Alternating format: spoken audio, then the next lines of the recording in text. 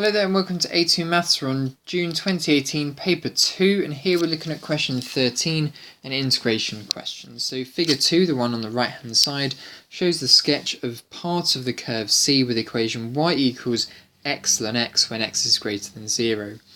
The line L is the normal to C at point P, which is the coordinate EE. The region R is shown in figure 2. Down the bottom is bounded by the curve C, the line L, and the x-axis. Show that the area of R is a e squared plus b, where a and b are rational numbers to be found. Okay, well, we haven't really got much information about the boundaries of our integration now, but we do know that we're going to have to do two different integrals. One for the region on the left of point EE, and one for the region on the right of EE. We could probably use our triangle rules for the right-hand side, but we definitely need to use integration for the left-hand side. We don't know the boundaries. Well, we know this one's E, but we don't know the boundaries on the left-hand side and the right-hand side. The equation for this curve is x ln x. Now, when will x ln x cross through the x-axis? Well, when this equation will give us a 0 output. It will happen at 0. That's because when x is 0, this function will equal 0. But when will ln x be 0? Well, ln x will be 0 when x is 1. Remember, ln 1 is just 0. So we know that this coordinate here is the coordinate 1, because ln of 1 is 0. 0 times 1 is just 0. So we know that that coordinate there is 1. We don't know what this coordinate here is. This is going to be much more difficult to find.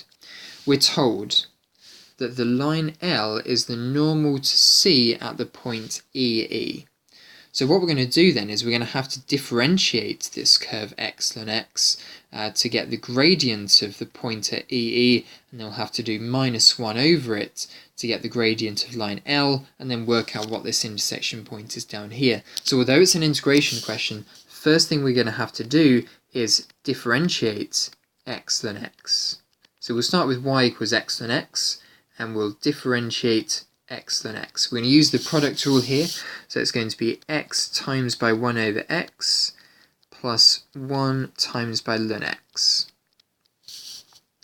And we want the gradient at the point x equals e. So we're now going to substitute in x equals e, so it's going to be, well, x over x, e over e, whatever way around you want to do it, that's just 1. And then it's going to be plus 1 times ln e. We don't really need the 1 there. Ln e. Now ln e is just 1, so the gradient here is going to be 2. So therefore the perpendicular gradient, m dash, is going to be minus 1/2. So we know that the equation of this line is going to be y equals minus 1/2 x plus c. The gradient of that line is minus 1/2. We know that it's going to be a straight line, so it's y equals mx plus c. And we know it goes through the coordinate EE, so we can now substitute in y equals e and x equals e. So it's going to be e equals minus 1/2 of e plus c. Add it onto the other side, and we get 3 over 2. E equals c. So therefore, y is equal to minus 1/2 of x plus, so minus 3e. Okay, so that's the equation of the line. What we now need to find from the equation of this line is what this question mark here is. So to find out what that question mark is, it's the point at which the y coordinate is equal to 0. So therefore what we'll say is 0 equals minus 1/2 x minus 3e. So therefore what does x need to be? Well, x needs to be 3e to make this equation work. So you can times both sides by minus 2 if you want to, add the 3e onto the other side any way you want to do it, but that coordinate there is 3e. Okay, so we've now worked out the boundaries of our integration. The boundaries of our integration are going to be 1 to e, and then e to 3e. So what we'll do then is we'll divide them into separate areas. We'll call them area we've got A and B, so we'll call them area C and area D. So area C is now going to be calculated by the integral from e to 1 of the curve x ln x dx. Okay, so now we need to work out what this area is. Now, how are we going to integrate x ln x? Well, we're going to use the integration by parts formula. Now, the integration by parts formula is in the formula booklet. You don't need to remember it, but here it is. If you're integrating u dv by dx with respect to x, then the answer is going to be uv minus the integral of v du by dx dx. And what you should remember at this point here is we need to differentiate one of them and integrate the other one. Now, we don't know how to integrate ln x. We do know how to differentiate it though. So what I'll do is I'll set u equal to ln x because I differentiate the u one. Du by dx is 1 over x.